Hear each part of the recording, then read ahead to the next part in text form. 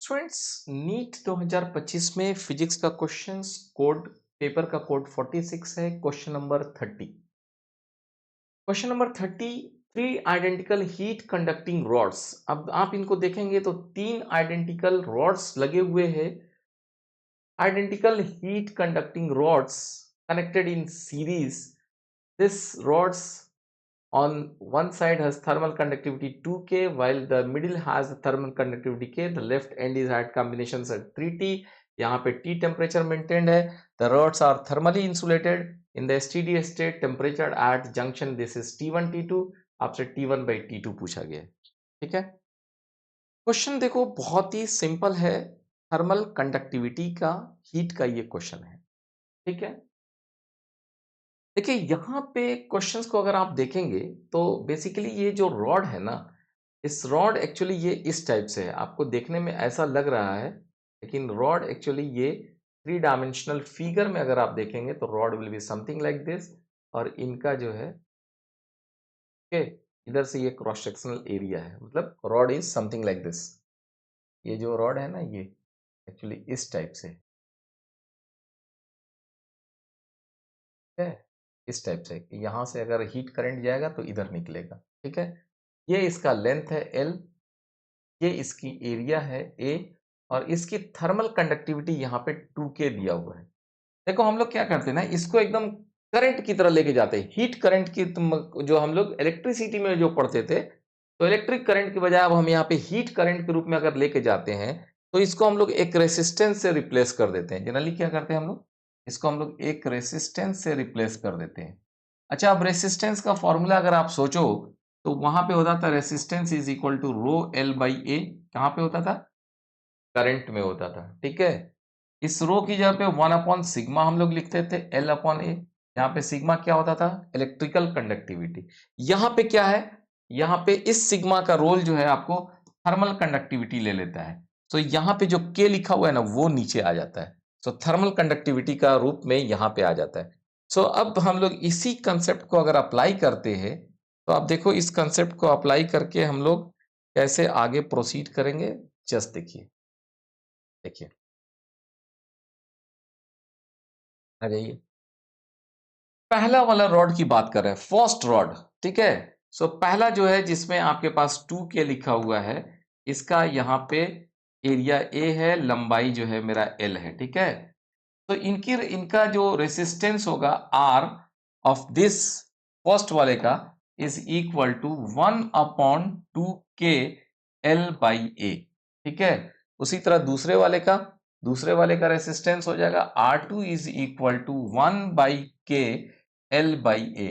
और तीसरे वाले का रेसिस्टेंस हो जाएगा 1 upon 2K, this is L by A। अगर मैं समझने के लिए अगर इसको मैं R लिख देता हूं, इसको भी अगर R लिख देता हूं तो ये 2R के बराबर हो जाएगा। ठीक है, मैंने इसको R लिख दिया, ये भी R लिख दिया, तो ये 2R के बराबर हो गया। अब देखो आपके पास क्या है, यहां पे टेम्परेचर है 3T, यहां से एक रेसिस्टेंस है जो यहां पे लगा हुआ है, रेसिस्टेंस R2, रेसिस्टेंस वो पहला वाला R1 जहां पे 2 के, तो ये हमने R मान लिया है। बीच में एक रेसिस्टेंस लगा हुआ है, दैट इज हमारा सिंपली क्या है, this one, this is 2R लगा हुआ है। और एक तीसरा रेसिस्टेंस यहां लगा हुआ है, that is nothing but your R। और यहां पे टेम्परेचर दिया हुआ है T। ठीक है, जाहिर सी बात है कि यहां पे टेम्परेचर ज्यादा है तो करंट जो है इधर से फ्लो करेगा, इधर से फ्लो करेगा। कितना करंट जाएगा भाई? अगर हीट करंट की बात करते हैं तो heat current is equal to temperature difference, that is 3T minus टी। जैसे पोटेंशियल डिफरेंस लिख देते हैं, यहाँ पे टेम्परेचर डिफरेंस लिखेंगे। This divided by resistance, this series में है तो ये हो गया हमारा 4R। This is 2T divided by 4R, so this comes out to be T by 2R। Okay, ये मेरा हीट इसमें जा रहा है। अब कोई मुझसे पूछता है कि यहाँ का टेम्परेचर बताइए, T1 क्या होगा, यहाँ का टेम्परेचर T2 क्या होगा, तो मैं बोलूंगा यार ये तो बहुत सिंपल है, अब इसमें कुछ जान ही नहीं है। इस सवाल में अगर सही से पूछा जाए तो इस सवाल में अब कोई जान नहीं है। क्यों जान नहीं है? देखो, जैसे मैंने यहां पे करंट निकाल लिया, अब मैं सिंपली एक बात कर रहा हूं, इस पॉइंट इस पॉइंट और इस पॉइंट के बीच में बात कर रहा हूं, तो मैं क्या लिखूंगा 3t माइनस T1, ठीक है। 3t माइनस T1 ये हमारा पोटेंशियल डिफरेंस हो गया, ठीक है। This is equal to, this is हम लोग लिखते थे ना V is equal to IR लिखते थे। So this difference is equal to 3t minus T1 is equal to इसमें जाने वाला current that is Q dash, जिसको आप I बोल रहे हैं, मल्टीप्लाइड बाय इसका resistance R। So Q dash कितना हो गया T by 2R multiplied by यहां पे रेसिस्टेंस, इस पार्ट में resistance R, this is 3t minus T1। तो यहां से अब आप देख सकते हो दिस इज कैंसिल, T1 इधर आ जाएगा, T1 is equal to 3t minus T by 2, 3 दूनी 6, this is 5t by 2, okay. 5t/2 अब हमारा T1 आ गया, ठीक है।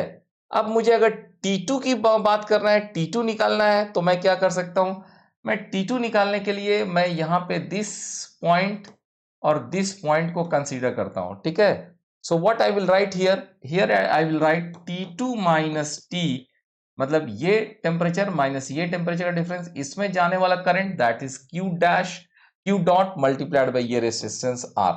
Q डॉट कितना है भाई, T divided by 2R multiplied by R, ये कैंसिल।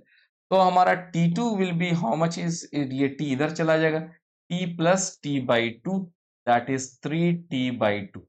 सो अब मैंने T2 निकाल लिया, अब मैंने ऑलरेडी T1 निकाल लिया था, मुझसे पूछा जा रहा है T1 बाई T2 निकालिए, तो T1 बाई T2 5/3 हो जाएगा। So this will be answer will be your 2। तो T1 by T2 is simply equal to 5/3। कितना आसान था क्वेश्चन। सिंपली आपको हीट में जो कंडक्शन चैप्टर है वहां पे ये थ्योरी दिया हुआ है, चाहे वो एनसीईआरटी बुक हो या आपका एससी वर्मा बुक हो, दोनों जगह ये थ्योरी दिया हुआ है। आप जस्ट इसको इलेक्ट्रिक करंट से जोड़ के ऐसा कर सकते थे, तो बड़ा आसानी से ये क्वेश्चन सॉल्व हो जाता है। बहुत हमेशा इस टाइप के क्वेश्चंस आते हैं। अगले क्वेश्चन देखते हैं, चलिए, थैंक यू।